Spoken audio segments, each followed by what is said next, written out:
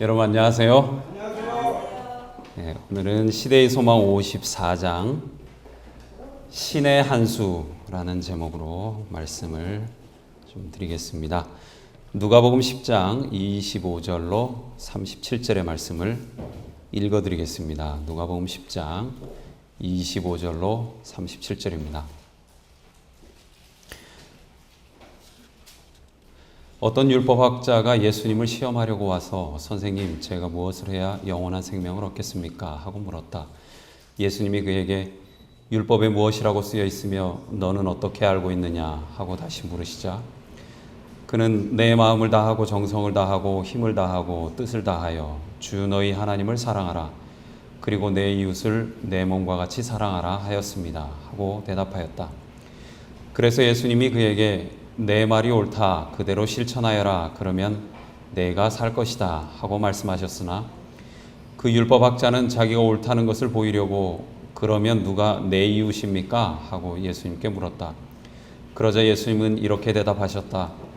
어떤 사람이 예루살렘에서 여리고로 내려가다가 강도를 만났다. 강도들은 그 사람의 옷을 벗기고 때려서 반쯤 죽은 것을 버려두고 가버렸다. 마침 한 제사장이 그 길로 내려가다가 그를 보고는 피해서 지나갔다. 그리고 어떤 레위 사람도 그곳에 이르러 그를 보고는 피해서 지나갔다. 그러나 어떤 사마리아 사람은 여행 중에 그 길로 지나가다가 그를 보고 불쌍한 생각이 들었다. 그래서 그는 다가가서 상처에 기름과 포도주를 붓고 싸맨 후에 자기 짐승에 태워 여관까지 데리고 가서 간호해 주었다. 이튿날 그는 2데나리온을 여관 주인에게 주면서 이 사람을 잘 보살펴 주시오. 비용이 더 들면 돌아오는 길에 갚아드리겠소. 하고 부탁하였다. 그러니 내 생각에는 이 세 사람 중에 누가 강도 만난 사람의 이웃이 되겠느냐. 그때 율법학자는 그 사람을 불쌍히 여긴 사람입니다. 하고 대답하였다. 예수님은 그에게 너도 가서 그와 같이 실천하여라. 하고 말씀하셨다. 신경림 시인이 경상북도에 있는 어느 중학교에 방문을 한 적이 있었대요. 시인 신경림과 대화를 나누던 교사들이 되게 재미있는 제안을 하나 했대요. 선생님, 참고서에 선생님이 쓴 시 가난한 사랑의 노래라는 시가 나오는데 이게 문제가 있습니다. 이 참고서에 이 시에 관한 문제가 있는데 선생님 한번 풀어보시죠. 그랬어요. 가난하다고 해서 외로움을 모르겠는가? 너와 헤어져 돌아오는 눈 쌓인 골목길에 새파랗게 달빛이 쏟아지는데 로 시작하는 이 시에 대한 문제, 객관식 10문제. 신경림 시인이 쓴 시입니다. 10문제 중에 몇 개를 맞췄을까요? 자기가 쓴 시인데 몇 문제 맞췄겠습니까? 네. 3문제 맞췄대요. 비슷한 이야기가 또 있어요. 2004년도 수능 모의고사에 아마존 수족관이라는 최승호 시인의 시가 수능 문제로 출제가 되었는데요. 아마존 수족관 열대어들이 유리벽에 끼어 헤엄치는 여름밤이라고 시작하는 이 최승호 시인의 시. 그리고 이제 기자들이 시인한테 가가지고 한번 풀어보시죠. 이렇게 한 거죠. 3문제가 나왔는데 여러분 이 최승호 시인이 그 3문제 중에 몇 문제를 맞췄을까요? 빵 문제를 맞췄대요. 수능 시험 문제 3문제인데 누가 쓴 시예요? 다 틀리고서 이 최승호 시인이 이렇게 말했대요. 거참 나도 생각하지 못한 정답이 어떻게 나오는지 참 궁금합니다. 그랬대요. 저도 궁금했어요. 시를 쓴 시인도 틀리는 그 문제를 왜 수능 100점 맞는 학생들이 많잖아요. 그걸 맞춘 학생들은 도대체 어떤 사람들이죠? 시를 쓴 사람도 모르는 답을. 시인의 의도와는 전혀 다른 것을 답이라고 당당하게 문제를 내는 그 출제자들은 또 누굴까? 참 신기한 일이었어요. 어떤 분이 그랬어요. 그 사람이 질문하는 것을 들으면 그 사람의 수준을 알 수 있다. 예수님께 와서 질문한 한 사람이 있었습니다. 그는 선생이었죠. 전공이 율법이었습니다. 그리고 그 율법을 오래 연구해온 율법학자였어요.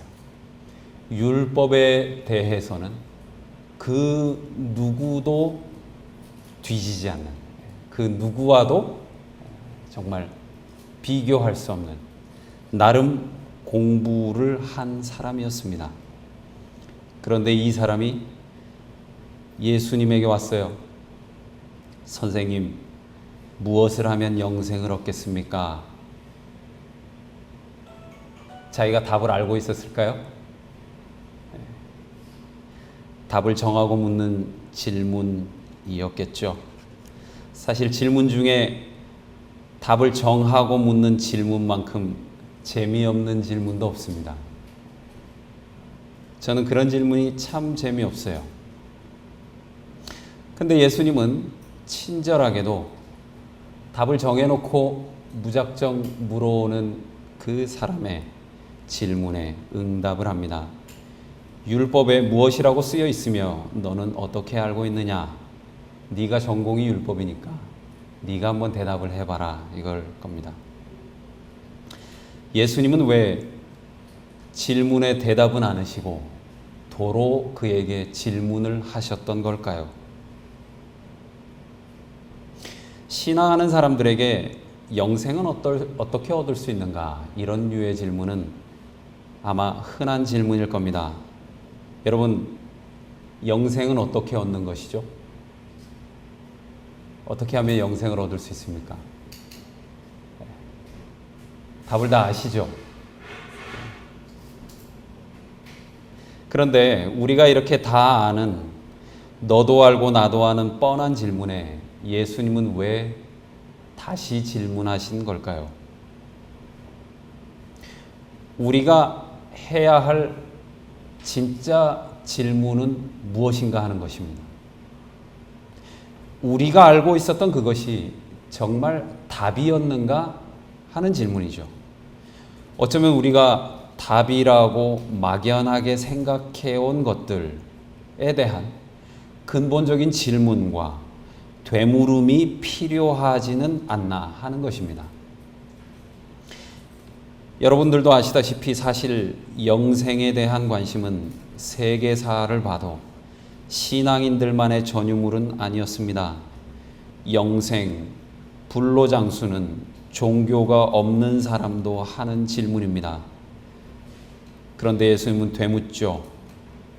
그러면 너는 어떻게 읽고 어떻게 생각하고 있느냐 하는 것입니다. 기독교는 질문하는 종교입니다. 어떻게 읽느냐? 그것은 지식의 문제라기보다는 해석의 문제일 겁니다. 똑같은 것을 너도 가지고 있고 나도 가지고 있는 성경을 어떻게 해석하느냐 하는 것이겠죠. 똑같은 것을 어떻게 보고 있느냐 하는 것입니다. 종교가 있건 없건 누구나 다 갖고 있는 것이 영생에 대한 관심인데, 신앙이 있다고 자부하는 너는 신앙이 없다고 손가락질하는 그 사람과 어떻게 다르냐 하는 것입니다.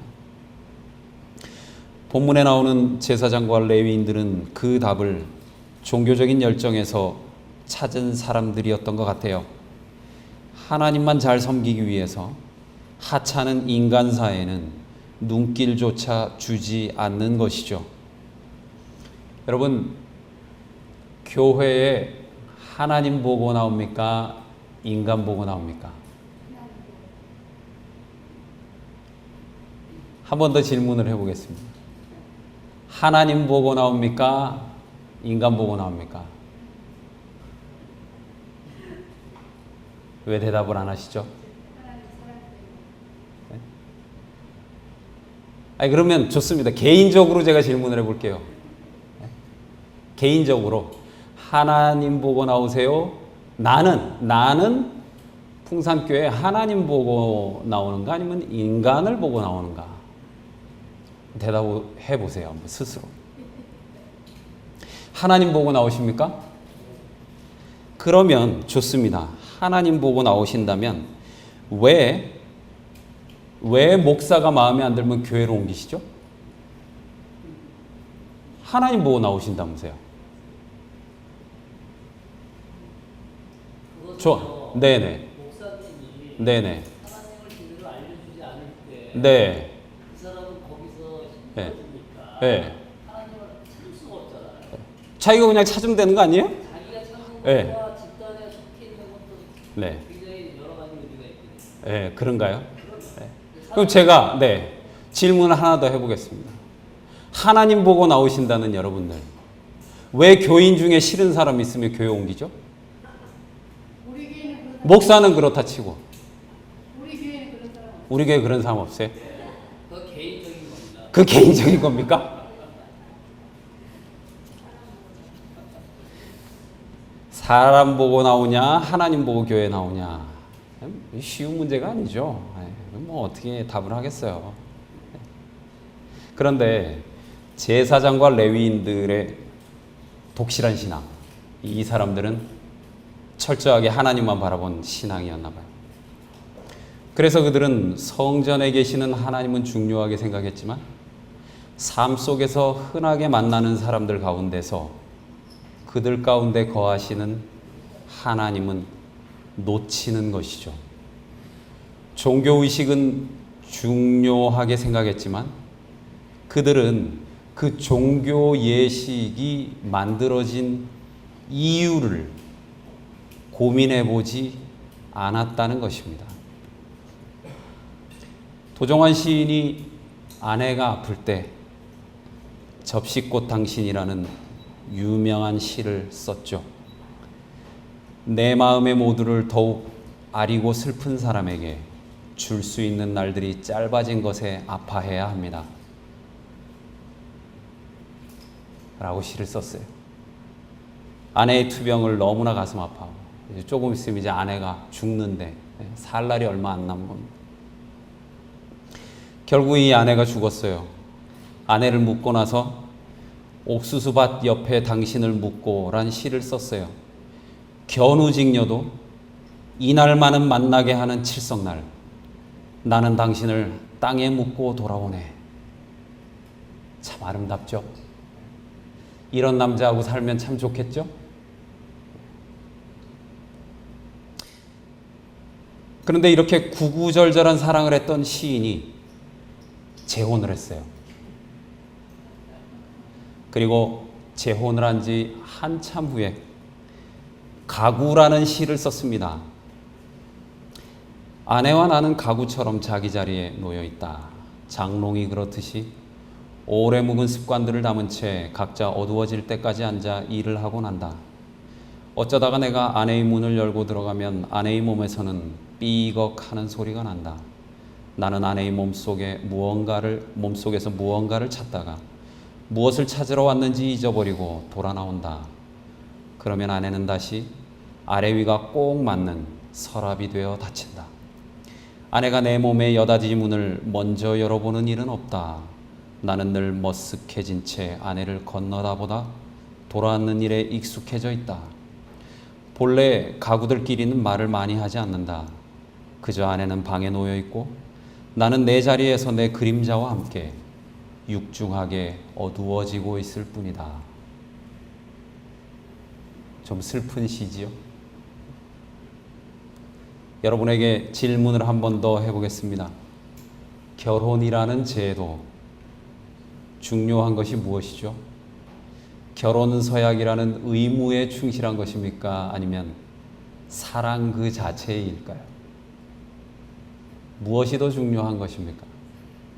결혼이라는 그 제도가 더 중요해요? 아니면 사랑이 중요해요? 그래서 오늘 시대의 소망 54장 선한 사마리아인의 이야기에서 화이트 부인은 이렇게 말합니다. 선한 사마리아인의 이야기 가운데서 그리스도께서는 참 종교는 제도나 신조나 의식으로 이루어지는 것이 아니요 다른 사람에게 최대의 선을 베풀고 진정한 선으로 사랑의 행위를 하는 데 있음을 보이셨다.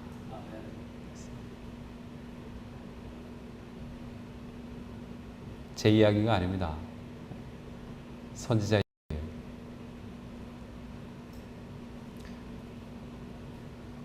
그래서 잘하였도다 착하고 충성된 종아라는 말의 의미를 다시 생각을 해보게 됐어요. 우리는 이 말씀을 교회 일을 잘하는 종으로 이해합니다. 질문을 또 한번 드려볼게요. 선한 사마리아인의 이야기에서 착하고 충성된 종은 누구였습니까? 교회 일에 바빴던 제사장과 레위인이었습니까? 아니면 이웃의 고통을 돌아보았던 사마리아인이었습니까?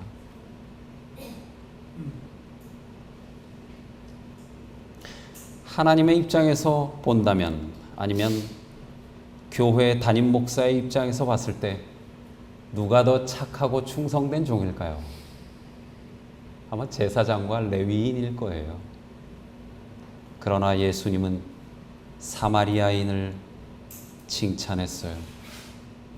그렇기 때문에 착하고 충성된 종이라는 말의 의미는 화이트 부인이 표현한 것처럼 종교적 의식이나 신조, 제도에 충실한 사람이라기보다는 진짜 착하고, 진짜 착한 거예요. 저처럼 이렇게 못된 사람이 아니에요.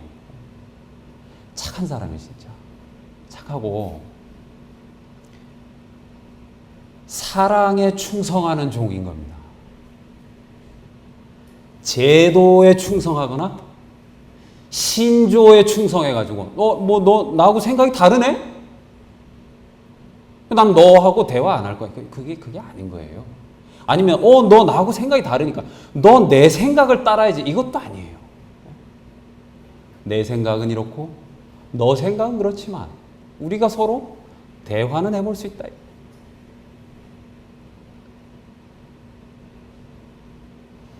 그래서 예수님이 마태복음 25장에서 25장 달란트 비유에서 잘하였도다 착하고 충성된 종아 하고 칭찬한 다음에 양과 염소의 비유를 하시는 거예요. 예수님한테 충성했다고 생각한 사람들을 예수님은 야, 나 니네 모른다 그랬어요. 예수님한테 한 것이 아무것도 없어요. 예수님, 우리가 도대체 예수님을 위해서 뭘 했습니까? 그랬더니 예수님이 그래요. 내 형제 중에 아주 보잘것없는 사람 하나에게 한 일이 바로 내게 한 일이다 하고서 그들에게 영생을 주세요. 그들에게 천국을 약속하십니다. 잘하였도다 착하고 충성된 종아.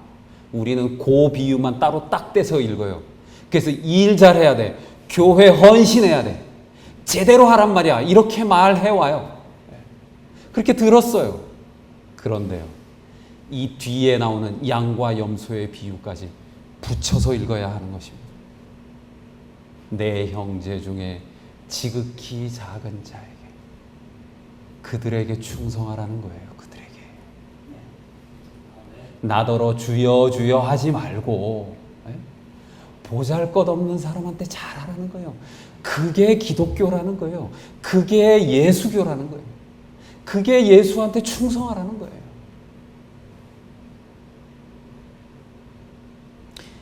예수님이 선한 사마리아인의 비유를 하고 난 다음에 율법학자에게 물어요. 야, 네 생각에는 이웃이 누구인 것 같냐? 답이 뭐죠? 답이 뭡니까? 사마리아인이에요. 근데 이 사람 뭐라 그랬어요? 율법학자 뭐라 그랬습니까? 사마리아인이라 그랬어요? 뭐라 그랬습니까? 뭐라 그랬죠? 자비를 베푼 자라 그랬어요. 왜 사마리아인이라고 해야 되는데 자비를 베푼 자라고 했죠?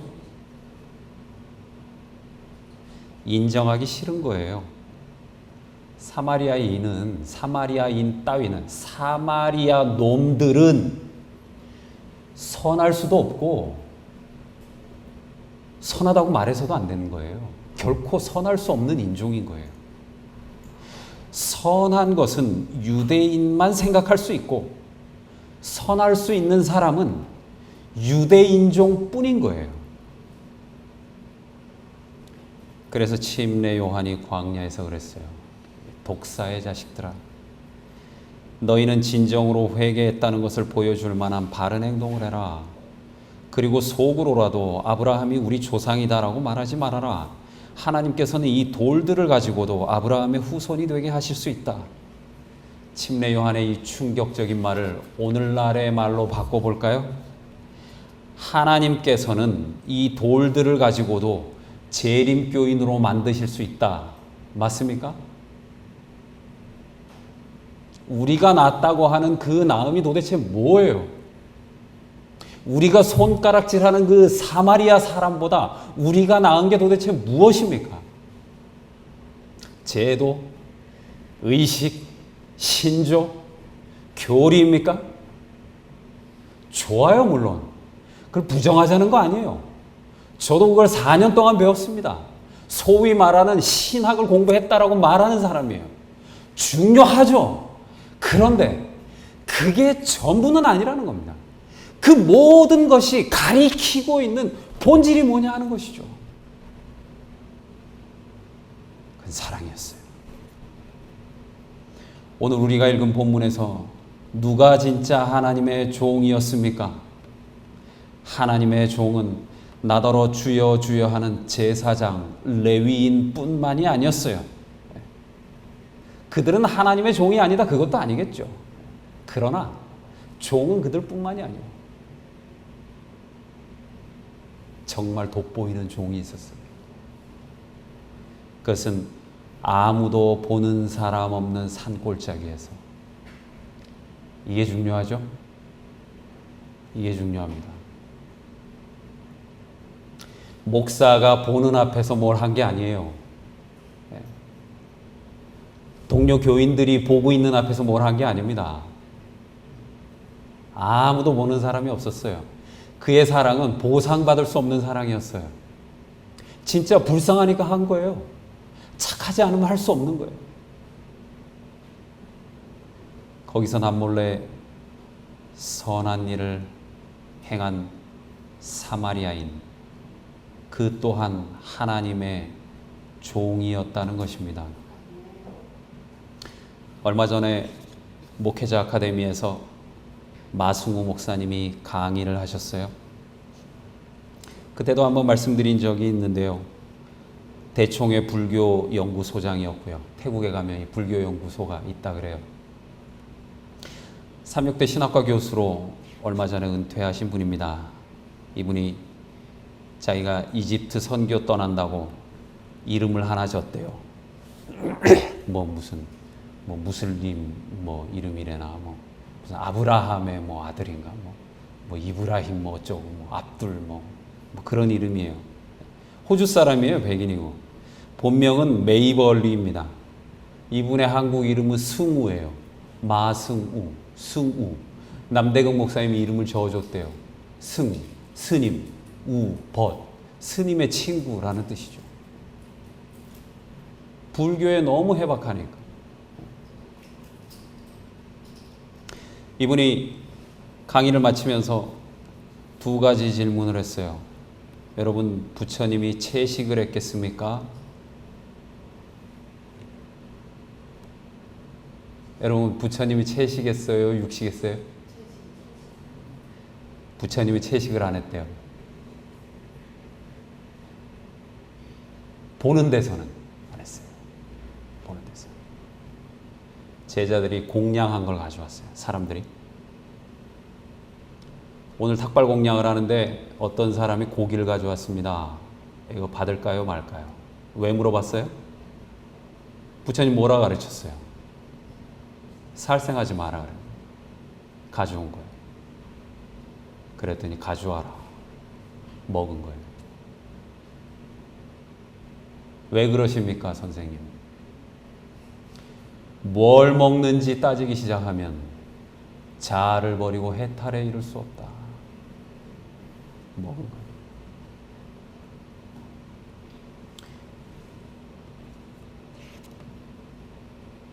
예수님 말씀이 생각나더라고요.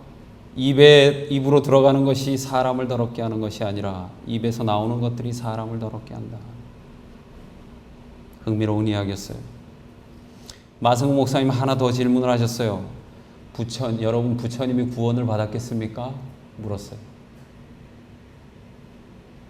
여러분 제가 똑같은 질문 한번 드려볼게요. 우리 모두를 충격에 빠뜨린 질문이었어요. 다 목사들 아니에요. 거기 앉아있는 사람. 여러분 부처님이 구원 받았겠습니까?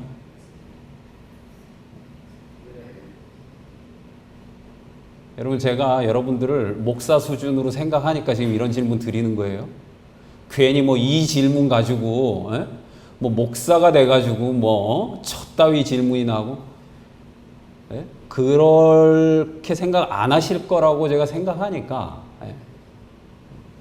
사고의 수준이 목사 정도는 되실 거라 생각하니까 제가 질문을 드리는 거예요. 부처님 구원 받았겠습니까? 그리고서 부처님의 최후의 만찬 이야기를 해줬어요. 부처님이 이제 거의 죽을 때가 다 돼가지고 몸이 굉장히 약해졌대요. 병도 있고. 근데 그를 사랑한 어떤 벌목꾼이 식사 대접을 했는데 그 음식 중에 음식을 정성스럽게 차렸는데 안타깝게도 고기가 하나 올라왔는데 딱 보니까 이 돼지고기인데 고기가 상태가 안 좋더래요. 부처님 보기에. 근데 지금 자기 몸이 어때요? 젊을 때 먹어도 이게 안 좋은데 지금 자기가 거의 죽을 때가 다 되고 지금 몸이 굉장히 안 좋은 거예요. 근데 부처님이 제자들한테 이런 말을 했대요. 내가 이걸 먹고 나면 아플지도 모르고 심하면 죽을 수도 있는데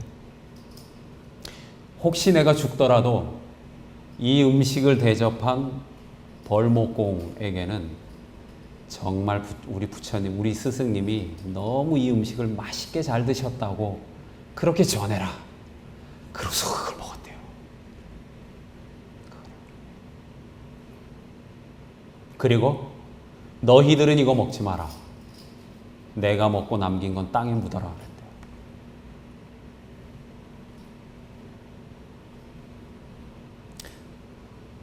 제가 다시 질문을 해볼게요.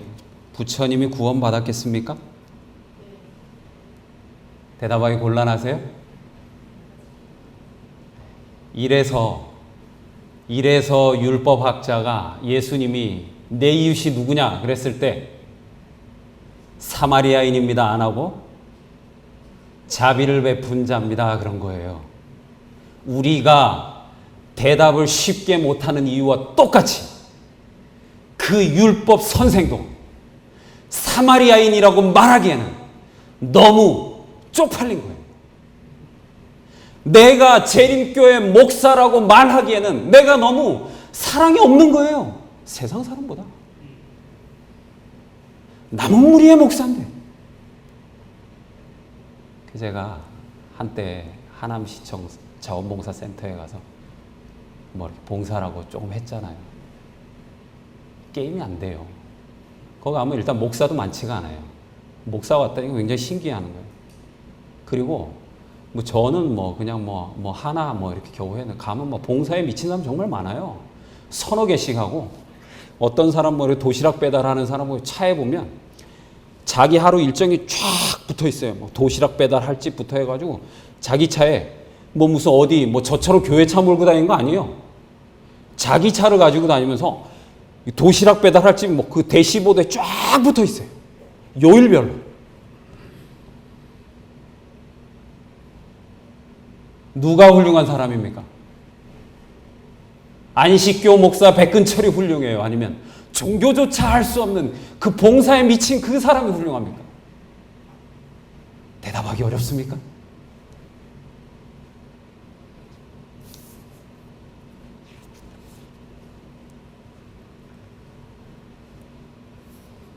이렇게 하여 누가 내 이웃이니까? 라는 질문은 영원한 답을 얻었다. 그리스도께서 우리의 이웃이 단순히 우리가 소속되어 있는 교회나 같은 신앙을 가진 사람만을 의미하는 것이 아님을 보이셨다. 그것은 인종이나 피부색이나 계급의 구별과는 아무런 관계가 없다. 우리의 이웃은 우리의 도움을 필요로 하는 모든 사람이다. 적에게 상처받아 죽게 된 영혼은 누구나 우리의 이웃이다. 하나님의 소유인 모든 사람은 다 우리의 이웃이다. 우리가 우리의 이웃 중에 빼놓는 사람 있죠? 다 우리의 이웃인데 누구는 우리 이웃 아니에요? 로마 교황만은 아닐 거라고 생각해요. 다 우리의 이웃인데 누구는 아니에요? 동성애자는 아닐 거예요. 최근에 지회에서 그래서 일본에 모여가지고 회의를 한 거예요. 동성애자가 침례받는다라고 하면 어떻게 할 건가? 예수님이 답을 주셨어요? 2000년이 지났는데 지금 우리가 그걸 의논하고 있어요. 2000년 전에 예수님이 율법학자에게 물었어요. 법이나 따지는 사람은 이해할 수 없는 신앙의 경지가 있어요. 그 뭡니까? 율법의 핵심은 사랑이에요. 선한 목자 이야기가 우리에게 주는 교훈은 무엇입니까? 너는 울타리 안에 있기 때문에 내가 사랑해 준다. 아니면 너는 내 말을 잘 듣고 있기 때문에, 아니면 네가 나에게 충성하고 있기 때문에 내가 사랑한다. 그것이 아니라는 것이죠. 울타리 안에 있어도 울타리 밖에 있어도 목자에게는 그 양이 똑같은 양이라는 것입니다. 선한 목자의 교훈은 일상적인 사랑에 상식적인 범주를 넘어서는 것을 요청하고 있습니다. 어쩌면 사랑이라는 것의 성격이 상식적인 것이 아니기 때문일 겁니다. 그 사랑이라고 하는 것은 어쩌면 기적적인 일에 속하는 것이 아닐까요? 왜냐하면 예수님은 우리에게 울타리 너머로의 사랑을 권유하고 있기 때문입니다. 울타리 안에 있는 유대 사람만 사랑하지 말고, 울타리 안에 있는 재림교회만 사랑하지 말고, 사마리아와 땅 끝에 있는 사람들도 너희들이 마땅히 사랑해야만 하는 사람이다라고 하는 것입니다. 천주교인도 불교인도 무신론자도 니체도 리차드 도킨스도 장애인도 외국인 근로자도 빨갱이도 동성애자도 모두 너희가 사랑해야 할 영혼들이다 라고 하는 예수님의 요청인 것입니다. 오늘 말씀을 여기서 마치겠습니다. 하나님 아버지, 오늘 아버지의 사랑을 말씀해 주시니 감사합니다. 저희들의 사랑이 좁고 옹졸하고 편협하고 참 여러 가지로 문제가 많은 것을 고백합니다. 정말 너무 죄송하고요. 부끄럽습니다. 우리의 힘으로는 사랑하기가 참 어려운 것 같아요. 성령 하나님께서 저희를 거듭나게 해주시고 하나님의 사랑과 은혜 가운데 거하게 해주셔서 우리가 마땅히 사랑해야 할 사람을 보고 또 그 사람들을 겸손하게 조용히 사랑하는 저희 모두가 될 수 있도록 도와주십시오. 예수님 이름으로 기도드립니다. 아멘.